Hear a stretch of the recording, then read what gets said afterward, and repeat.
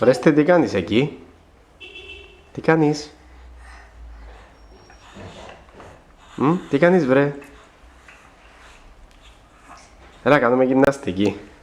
Πόδια ψηλά. Πόδια ανοιχτά. Πόδια κλειστά. Πόδια κλειστά.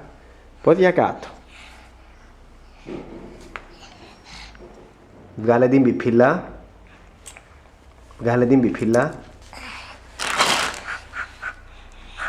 Βάλε την πιπίλα πίσω.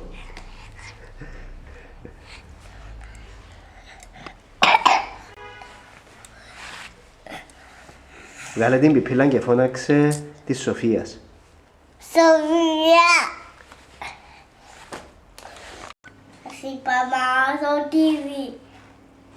Ορέστη, πού θέλεις να πάμε? Στο του παχύ. Και τι να κάνουμε εκεί? Εκεί. Να κάνουμε αγκασίες.